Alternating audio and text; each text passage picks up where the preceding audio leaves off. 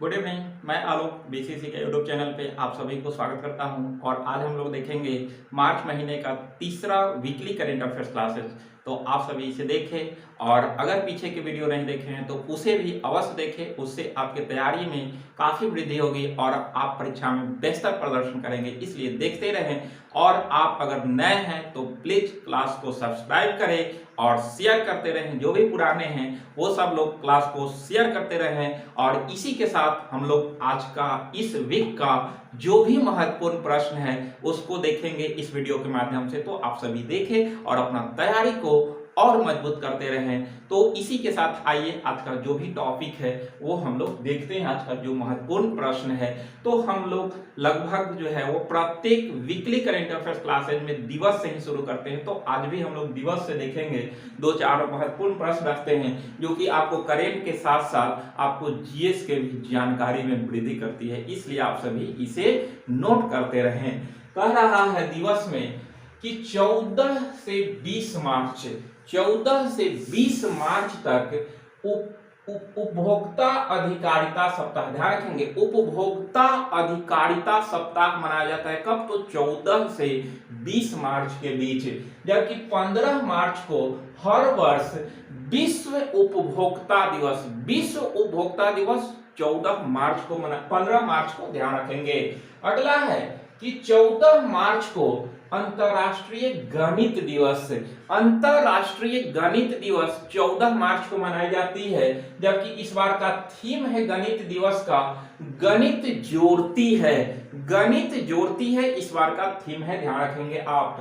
अगला है 16 मार्च को राष्ट्रीय टीकाकरण दिवस, राष्ट्रीय टीकाकरण दिवस मनाया जाता है। और इसके प्रति वजह है, ध्यान रखेंगे कि क्यों 16 मार्च को ही राष्ट्रीय टीकाकरण दिवस मनाया जाता है, वैक्सीनेशन डे है।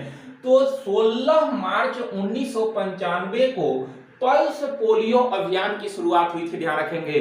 पल्स पोलियो अभियान की शुरुआत 16 मार्च 1995 को हुई थी। उसी के लेकर हर वर्ष 16 मार्च को टीकाकरण दिवस मनाया जाता है, ध्यान रखेंगे। जबकि 2014 में आपका भारत पोलियो मुक्त हुआ था। यह भी प्रश्न बहुत बार परीक्षा में पूछा गया कि भारत पोलियो मुक्त कब घोषित हुआ, तो 2014 में घोषित हुआ था, ध्यान रखेंगे। और इस बार का थीम है टीका सभी के लिए उपयोगी, टीका सभी के लिए उपयोगी इस बार का राष्ट्रीय टीकाकरण दिवस का थीम है, आप ध्यान रखेंगे। अगला है 21 मार्च को अंतरराष्ट्रीय वन दिवस, यानी कि आज ही 21 मार्च है और आज अंतरराष्ट्रीय वन दिवस फॉरेस्ट डे मनाया जाता है। और इस बार 2022 का थीम है वन और सतत उत्पादन और खपत, वन और सतत उत्पादन और खपत इस बार का थीम है, आप ध्यान रखेंगे इसको। अब अगला हम लोग दिवस के बाद जो है वो नियुक्तियां की ओर चलते हैं। इस सप्ताह में जो भी प्रमुख नियुक्तियां हुई उसके बारे में जानते हैं, जिससे आपको प्रश्न देखने के लिए परीक्षा में मिलेंगे। तो कह रहा है कि देवाशीष पांडा को भारतीय बीमा नियामक और विकास प्राधिकरण के अध्यक्ष, ध्यान रखेंगे IRDAI के अध्यक्ष अगले 3 वर्ष के लिए देवाशीष पांडा को नियुक्त किया गया है, ध्यान रखेंगे। इसकी अगर हम बात करते हैं IRDAI का, तो इसका मुख्यालय हैदराबाद में है, जबकि इसकी स्थापना 1999 के अधिनियम के तहत किया गया था। अगला है 21 सिकरी को 4 धाम परियोजना के उच्चाधिकार प्राप्त समिति के अध्यक्ष बनाया गया है, HPC का अध्यक्ष बनाया गया है। 4 धाम परियोजना के उच्चाधिकार प्राप्त समिति के अध्यक्ष 21 सिकरी। आप लोग पहले भी चर्चा में रहा है 4 धाम जी, जो कि आपको पता होगा कि 4 धाम के अंतर्गत गंगोत्री आता है, यमुनोत्री, केदारनाथ जो है वो आप ध्यान रखेंगे कि ये सब आपके 4 धाम के अंतर्गत आते हैं, ध्यान रखना है। गंगोत्री, यमुनोत्री, केदारनाथ और बद्रीनाथ, ये 4 आपका 4 धाम है। और उसी से संबंधित जो उच्चाधिकार प्राप्त समिति के अध्यक्ष 21 सिकरी को बनाया गया है, आप इसको ध्यान में रखेंगे। अगला है कि कैटलिन कैटलिन नोवाक हंगरी के फर्स्ट महिला राष्ट्रपति बनी। हंगरी जिसकी राजधानी बुडापेस्ट है, हंगरी की राजधानी बुडापेस्ट, और यहाँ की पहली महिला राष्ट्रपति कैटलिन नोवाक को नियुक्त किया गया, ध्यान रखेंगे। अगला है एन चंद्रशेखरन। एन चंद्रशेखरन अभी हाल ही में आप देखे थे कि एयर इंडिया का विलय जो है उसको खरीद लिया टाटा ने, और इसके बाद एयर इंडिया के जो आपका प्रमुख बने, अध्यक्ष बने, वो एन चंद्रशेखरन को बनाया गया, क्योंकि आप देखे होंगे कि टाटा के सीईओ जो है वो एन चंद्रशेखरन ही हैं, तो इन्हें एयर इंडिया के अध्यक्ष बनाया गया, ध्यान रखेंगे आप। अगला है कि भगवंत मान काफी चर्चा में रहा। अभी जो है हाल ही में पिछला वीडियो में भी मैंने बताया था कि जो चुनाव के रिजल्ट आए थे, परिणाम थे, उसके बारे में डिटेल्स आपको पिछला वीडियो में मिलेगा। जस्ट जो है वो इससे पहले आपका जो वीकली करेंट अफेयर्स गया था उसमें हम बताए थे 5 राज्यों में किस पार्टी को कितना सीट मिला।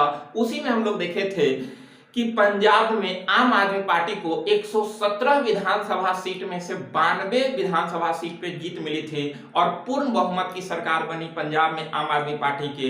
और भगवंत मान पंजाब के 17वें मुख्यमंत्री बने, ध्यान रखेंगे, 17वें मुख्यमंत्री बने, कहां के? पंजाब के। और सबसे बड़ी बात है कि पंजाब के दूसरा सबसे युवा मुख्यमंत्री 49 साल की अवस्था में ये मुख्यमंत्री बने। इससे पहले प्रकाश सिंह बादल 43 वर्ष की अवस्था में पंजाब के मुख्यमंत्री बने थे।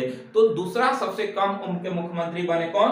तो भगवंत मान पंजाब के, और ये आम आदमी पार्टी के मेंबर हैं, ध्यान रखेंगे।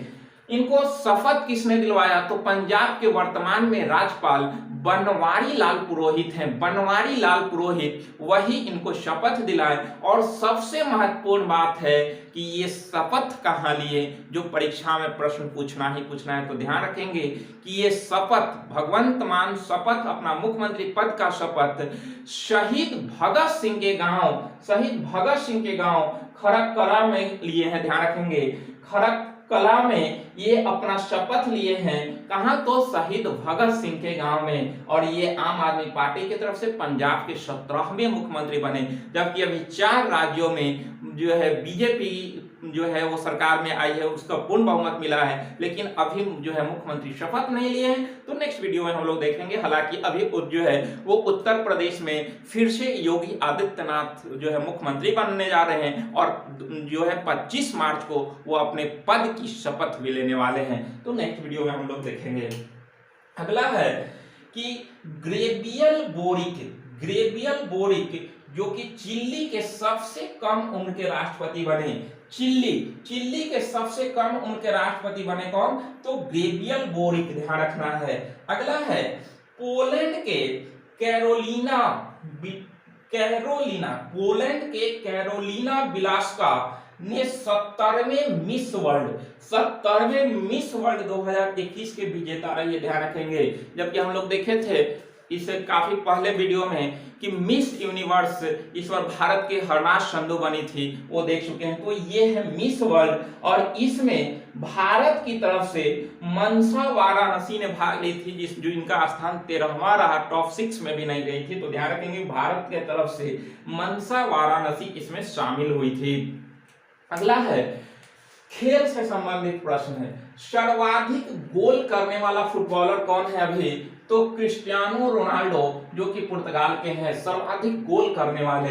अगला है कि पीएम मोदी ने अहमदाबाद के मोटेरा स्टेडियम, अभी हाल ही में प्रधानमंत्री मोदी का गुजरात दौरा था, उसी समय जो है अहमदाबाद के मोटेरा स्टेडियम में 11वें खेल महाकुंभ का शुरुआत किया जा रखेंगे। 11वें खेल महाकुंभ का शुरुआत कहां से? तो मोटेरा स्टेडियम से किया है, ध्यान रखेंगे आप लोग, जो कि अहमदाबाद के अंदर है। अगला है ICC player of the month, फरवरी का, हम जनवरी का पहले ही बता चुके हैं, आप ध्यान रखेंगे। तो फरवरी का प्लेयर ऑफ द मंथ किसे चुना गया? तो पुरुष में श्रेयस अय्यर जो कि भारत के खिलाड़ी हैं, और महिला में एमिला कौर जो कि न्यूजीलैंड के खिलाड़ी हैं। तो प्लेयर ऑफ द मंथ किस माह का? तो फरवरी का, ध्यान रखना है।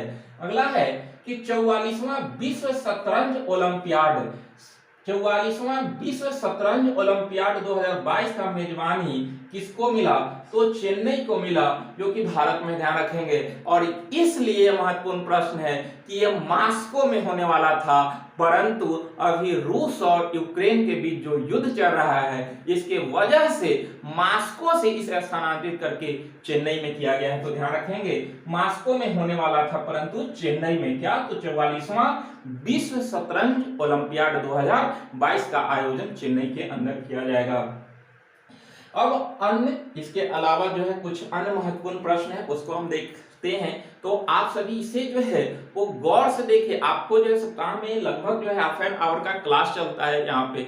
इससे आपका जो है पूरा करेंट अफेयर्स एक वीक का रिवाइज हो जाता है। जब भी आपको समय मिले, पीछे का भी जो वीकली करेंट अफेयर जाता है, आप जो है एक वीडियो जो है उसको रिवाइज कर ले, फास्ट करके देखें। इससे आपका जो है वो करेंट आने वाला परीक्षा में नहीं छूटेगा। हम बार बार कहते हैं कि आप सभी पीछे का भी रिवाइज करते रहें, क्योंकि आप परीक्षा में देखते हैं कि एक साल पहले जो है वो प्रश्न देखने के लिए मिल जाता है। तो इसलिए आप रिवाइज करते रहेंगे, तो परीक्षा में जैसे ही प्रश्न देखेंगे आपको तुरंत पता चलेगा, तो ये तो हमने देखा, और तुरंत उसको जो है वो उत्तर देंगे और आपका प्रश्न वो सही रहेगा। तो इसलिए आप सभी पीछे का भी रिवाइज करते रहें। इसके अलावा आपको कम्युनिटी टेस्ट भी मिल रहा है, उसको भी जो है बनाते रहें। डेली 1-2 प्रश्न वहां से भी आप सीखेंगे। इसके अलावा स्टैटिक्स जीके सीरीज भी आपको प्लेलिस्ट में मिलेगा, तो आप सभी वहां पे भी जाकर जो है देखें। और देखने के साथ साथ मैं फिर से एक बार कहूंगा कि आप लाइक, सब्सक्राइब और शेयर अवश्य करते रहें। यहाँ पे भी नहीं चूकना है, आप तैयारी भी करें और इसको सब्सक्राइब और शेयर भी करें। तो आइए देखते हैं अन्य में। तो अन्य में है कि पहला चाइल्ड बजट पेश करने वाला पहला राज्य, बहुत महत्वपूर्ण प्रश्न है। चाइल्ड बजट पेश करने वाला पहला राज्य कौन बना, तो मध्य प्रदेश। किस लिए, तो बच्चों में स्वास्थ्य, पोषण एवं शिक्षा हेतु एक अलग से बजट पेश किया गया मध्य प्रदेश सरकार के द्वारा, जो है वो चाइल्ड बजट कहलाया, ध्यान रखेंगे। अगला है कि साहित्योत्सव, साहित्य महोत्सव जो है 2022 का आयोजन नई दिल्ली में 10 से 15 मार्च के बीच साहित्य अकादमी के द्वारा किया जा रहा है, ध्यान रखेंगे। अगला है कि मुख्यमंत्री 4 श्रमिक कल्याण, ध्यान रखेंगे, 4 श्रमिक कल्याण संकल्प की घोषणा किसने किया, तो त्रिपुरा के द्वारा किया गया है, ध्यान रखेंगे। मुख्यमंत्री 4 श्रमिक कल्याण। अब ये देखिए कि चाय यानी कि चाय श्रमिक कल्याण, यानी कि चाय की में जो भी श्रमिक लगे हुए हैं उनके कल्याण हेतु ये योजना शुरुआत किया गया, ध्यान रखिएगा। तो मुख्यमंत्री 4 श्रमिक कल्याण संकल्प किससे संबंधित है, तो चाय के खेती में जो भी जो है वो श्रमिक लगे हुए, उनके जो है वो सुधार करने के लिए, उनको जो है और प्रोत्साहित करने के लिए ये योजना त्रिपुरा सरकार के द्वारा लॉन्च किया गया, ध्यान रखेंगे, जिससे उनका जो है वो आपका जीवन स्तर में काफी वृद्धि हो। और खास बात है कि चाय की खेती में सबसे अधिक महिलाएं, यानी कि लगभग 75% महिला श्रमिक रहती है, इसलिए त्रिपुरा सरकार के द्वारा ये स्कीम लाया गया है। अगला है लोकतंत्र रिपोर्ट आया 2022, जिसमें स्वीडन फर्स्ट स्थान पे है और अपना भारत 93 स्थान, ध्यान रखेंगे। भारत का स्थान 93वां है और पहला पर स्वीडन है। इसमें तो लोकतंत्र रिपोर्ट एकदम वीवीआई नोट कर लीजिएगा, बहुत महत्वपूर्ण प्रश्न है। और ये किसके द्वारा, तो वी डैम संस्थान के द्वारा ये जारी किया गया है, जो कि स्वीडन की एक संस्था है वी डैम, इसी के द्वारा ये जारी किया गया, जिसमें भारत का स्थान 93 है। अगला है प्रधानमंत्री मोदी ने राष्ट्रीय रक्षा विश्वविद्यालय राष्ट्र को समर्पित किया, कहां से, तो गुजरात से। अभी हम बताएं कि प्रधानमंत्री मोदी का गुजरात दौरा था, उसी क्रम में राष्ट्रीय रक्षा विश्वविद्यालय जो है राष्ट्र को समर्पित किया है, जो कि गुजरात के गांधीनगर में स्थित है। ये इसमें जो है सबसे महत्वपूर्ण बात है कि यहाँ निजी क्षेत्र के साथ पुलिस जो है वो मिलकर सुरक्षा को बेहतर करने का काम करेंगे, यानी कि इसमें निजी सेक्टर के लोग शामिल होंगे और पुलिस जो है दोनों मिलकर सुरक्षा को और बेहतर करेंगे इसके माध्यम से। अगला है कि ब्रह्मपुत्र नदी पर यात्रा करने वाला अब तक का सबसे लंबा जहाज कौन बना, ब्रह्मपुत्र नदी, जिसका उद्गम जो है तिब्बत के मानसरोवर झील से होती है, तो वहीं से निकलने वाले आपका जो है वो एमवी राम प्रसाद बिस्मिल जो है वो सबसे लंबा लंबा जहाज जो है इसका यात्रा करने वाला बना है, ध्यान रखेंगे, स्वामी एमवी राम प्रसाद बिस्मिल। अगला है कि एक्वेरियम का उद्घाटन कर्नाटक में किया गया है, और ये क्या है, तो देश का पहला डिजिटल वाटर डेटा बैंक है, देश का पहला डिजिटल वाटर डेटा बैंक है एक्वेरियम, जिसका उद्घाटन कर्नाटक के अंदर किया गया है। अगला है कि जेंडर संवाद के तीसरा संस्करण ग्रामीण विकास मंत्रालय के द्वारा जारी किया गया। जेंडर संवाद, जेंडर ध्यान रखेंगे, जेंडर संवाद किस मंत्रालय के द्वारा, तो ग्रामीण विकास मंत्रालय के द्वारा, और इसके संबंधित अभी मंत्री कौन है, तो गिरिराज सिंह, जो बिहार से जो है वो सांसद हैं, तो उन्हीं के द्वारा जो है वो जेंडर संवाद के तीसरा संस्करण लॉन्च किया गया। और इस बार का थीम है नए भारत के नारी, नए भारत के नारी जेंडर संवाद का थीम है 2022 का, ध्यान रखना है। और नेक्स्ट प्रश्न है कि देश का पहला एआई और रोबोटिक्स टेक्नोलॉजी पार्क का उद्घाटन कहाँ किया गया, तो बेंगलुरु के अंदर किया गया, ध्यान रखेंगे, जो कि आपका रोबोटिक्स टेक्नोलॉजी पार्क है बेंगलुरु में। अगला है कि कर्नाटक हाईकोर्ट का फैसला भी काफी चर्चा में रहा, आप लोग देखे होंगे कि कर्नाटक में स्कूल ड्रेस के लेकर जो है वो काफी जो है विवाद रहा। इसमें अब कर्नाटक हाईकोर्ट अपना एक फैसला सुनाया कि हिजाब पहनना मुस्लिम में जरूरी नहीं है। तो इस तरह से ये मामला अब सुप्रीम कोर्ट में गया, क्योंकि वहां के जो निजी स्कूल थे, विद्यालय थे, उन्होंने ऐसा किया कि जो है वो आपका जो भी स्कूल में आएंगे वो अपना स्कूल ड्रेस के में आएंगे, लेकिन जो है इसके लेकर वहां के जो मुस्लिम समुदाय थे इसका विरोध किया कि हमारा जो है अधिकार है कि हम जो मेरा मौलिक अधिकार है अनुच्छेद 25 के तहत कि हम अपना जो है वो धर्म के साथ छेड़छाड़ नहीं करेंगे, जो मेरा धर्म कहेगा उसी को पालन करेंगे और हम हिजाब पहनकर स्कूल जा सकते हैं। इसी के लेकर जो है काफी विवाद हुआ, जिसके बाद कर्नाटक हाईकोर्ट ने अपना फैसला सुनाया और कहा कि जो है वो मुसलमान को हिजाब पहनना ये जरूरी नहीं है। इसलिए जो है ये काफी चर्चा में रहा और ये मामला अभी सुप्रीम कोर्ट गया, काफी चर्चा में रहा, इसलिए ध्यान रखेंगे कर्नाटक हाईकोर्ट का ये फैसला है। और ये विवाद कहाँ हुआ, स्कूल में जो है वो ड्रेस के लेकर, तो कर्नाटक में ही, और यहीं से ये विवाद शुरू हुआ है। अगला है कि इंद्रायणी मेडिसिटी जो कि पुणे में महाराष्ट्र में है, देश की पहली मेडिकल सिटी बना है। कौन, इंद्रायणी मेडिसिटी, जहां पर सभी सुविधा उपलब्ध होगा यहां पर, तो ध्यान रखेंगे इंद्रायणी मेडिसिटी पुणे महाराष्ट्र में। अगला है भारत का पहला विश्व शांति केंद्र कहां पर स्थापित हुआ, तो गुरुग्राम हरियाणा के अंदर जो है वो भारत का पहला विश्व शांति केंद्र स्थापित हुआ। अगला है युविका 2022 इसरो का ये कार्यक्रम है जो युवा वैज्ञानिक कार्यक्रम है, ध्यान रखेंगे। इसरो जिसकी स्थापना 1969 ईस्वी में हुआ था और इसका मुख्यालय बेंगलुरु के अंदर है।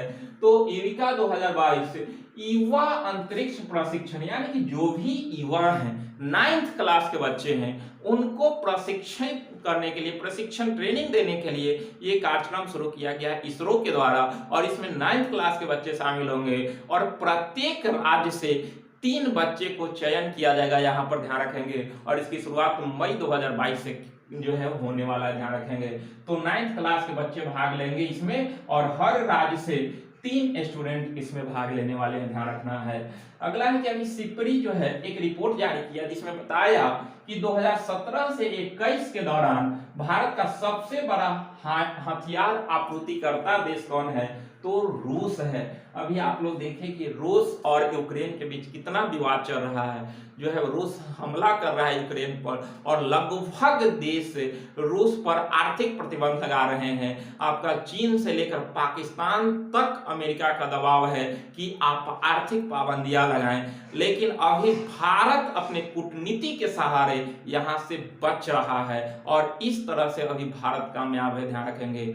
क्यों, भारत अपना पक्ष जो है वो न रूस के प्रति जो है वो आ रहा है और न अपना पक्ष जो है वो यूक्रेन की तरफ, अभी साइलेंट मोड में भारत है और भारत पर किसी तरह का दबाव ही नहीं। अभी आप न्यूज हाल ही में 1-2 दिन पहले सुने होंगे कि अमेरिका के द्वारा चीन पर जो है वो कहा गया है कि आप रसिया पर जो है प्रतिबंध लगाए, नहीं तो आपको भुगतना पड़ेगा।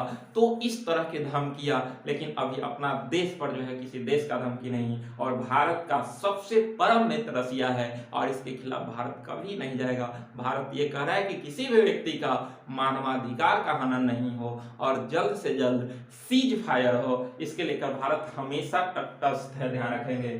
तो यहाँ पे बात कर रहा है कि जो है वो सिपरी अपना रिपोर्ट जारी किया जिसमें कहा कि भारत का सबसे बड़ा हथियार आपूर्ति यानी कि सबसे ज्यादा भारत को हथियार कौन दिया, तो रसिया दिया है, ध्यान रखेंगे। लेकिन अगर बात कर रहे हैं कि हथियार निर्यात तक यानी कि हथियार बेचने वाला सबसे बड़ा देश कौन है, तो अमेरिका। टोटल जो है हथियार निर्यात में 39% इसका हिस्सा है। समझिए, यूक्रेन को युद्ध में भेज दिया, उसके बाद अपना हथियार बेचना शुरू कर दिया है। इस तरह से जो है वो किसी देश में जो है सबसे ज्यादा अपना हथियार बेच रहा है 39%, और दूसरा पे रसिया है 19% अपना हथियार जो है वो अपना निर्यात किया है। तो इस तरह से अमेरिका इसमें फर्स्ट है। और हम सबसे ज्यादा हथियार कहां से लाते हैं, तो रसिया से। अभी हाल ही फिलहाल में आप लोग देखे असॉल्ट राइफल जो है वो आपका रसिया से आ रहा है, जिसका निर्माण भारत के अंदर किया जाएगा। तो इस तरह से बहुत सारे जो है वो हम हथियार रसिया से खरीदते हैं। अगला है कि 75वें बाफ्टा पुरस्कार 2022 का जो है वो देखा गया, जिसमें सर्वश्रेष्ठ फिल्म, ये बाफ्टा जो होता है वो ब्रिटेन अकादमी के द्वारा होता है, और ये सर्वश्रेष्ठ film the power of the dog रहा है, ध्यान रखेंगे। The power of the dog best film रहा है। यही प्रश्न आपका बाफ्टा से जो है बहुत महत्वपूर्ण है, आपको ध्यान रखना है।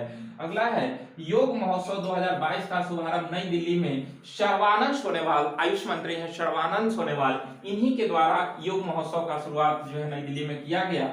योग दिवस से 108 दिन पहले से ये शुरुआत होता है योग के प्रचार के लिए, क्योंकि योग दिवस 21 जून को मनाया जाता है, उससे 108 दिन पहले से इसकी शुरुआत हो जाती है, जिससे लोगों को जानकारियां दिया जाए, ध्यान रखेंगे। योग का प्रचार किया जाता है और इस बार योग दिवस 21 जून को 8वां योग दिवस मनाया जाएगा, ध्यान रखेंगे। 8वां योग दिवस इस बार मनाने वाले हैं हम लोग।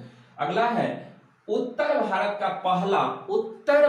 का पहला सतीश धवन अंतरिक्ष केंद्र कहां स्थापित हुआ, तो जम्मू केंद्रीय विश्वविद्यालय। जम्मू केंद्रीय विश्वविद्यालय में उत्तर भारत का पहला सतीश धवन अंतरिक्ष केंद्र का स्थापना हुआ, जिसका उद्घाटन जितेंद्र सिंह, केंद्रीय मंत्री जितेंद्र सिंह के द्वारा किया गया, ध्यान रखना है। अगला है कि museum of the future. Museum of the future अभी काफी चर्चा में रहा, जो कि दुबई में है, और ये दुनिया का सबसे खूबसूरत इमारत है जो 7 मंजिला है, और इसे 2071 तक जो है तकनीकी के माध्यम से इसको सुरक्षित किया जाएगा। तो इसलिए चर्चा में रहा है म्यूजियम ऑफ द फ्यूचर। कहाँ है, दुबई, यूएई में। अगला है कि भारतीय रेलवे का पहला गति शक्ति कार्गो टर्मिनल। अभी इस बार जो बजट हुआ था उसमें भारत सरकार के द्वारा जो है वो गति शक्ति का प्रयोग किया गया था। 4 स्तंभ का बजट था, उसमें एक जो है गति शक्ति था, जिसमें कार्गो टर्मिनल की बात की गई थी, और इसका जो है पहला कार्गो टर्मिनल आसनसोल मंडल में जो है शुरू किया गया, ध्यान रखेंगे। अगला है कि भारत का इक्विटी बाजार पहली बार बाजार पंजीकरण के मामले में भारत यूके को पीछे छोड़ 5वां स्थान पे आ गया, ध्यान रखेंगे। बाजार पूंजीकरण में भारत यूके को पीछे छोड़ के 5वां स्थान पे आ गया, इसलिए काफी चर्चा में है। पहला पर अमेरिका है, दूसरा पर चीन है, तीसरा पर जापान और चौथा पर हांगकांग है, और 5वां पे भारत और 6ठा पर यूके चला गया। अगला है कि देश का सर्वाधिक कोयला उत्पादक कंपनी कौन रहा, तो ये महानदी कोल फील्ड रहा। सबसे जो है वो आपका अधिक कोयला का उत्पादन किया है, ध्यान रखेंगे। अगला है कि रेत समाधि, एक जो है वो पुस्तक है रेत समाधि, जिसका इंग्लिश ट्रांसलेट है टॉम्ब ऑफ सैंड, ध्यान रखेंगे। इसका टॉम्ब ऑफ सैंड इसका जो है वो अंग्रेजी रूपांतरण है, और इसके लेखिका कौन है, तो गीतांजलि श्री। गीतांजलि श्री इसका लेखिका है रेत समाधि का, और ये किस पर जो है वो निर्भर है, ध्यान रखेंगे। तो ये 1947 में जब भारत और पाकिस्तान का विभाजन हुआ था उस समय जो भी स्थानांतरण हुई थी, कुछ लोग पाकिस्तान जा रहे थे, वहां से कुछ भारत की तरफ आ रहे थे, और वो जो दृश्य था उसके बारे में संपूर्ण विवेचना अपना प्रस्तुत किया गया है गीतांजलि श्री के द्वारा। तो काफी महत्वपूर्ण पुस्तक है, ध्यान रखेंगे, टॉम्ब ऑफ सैंड है।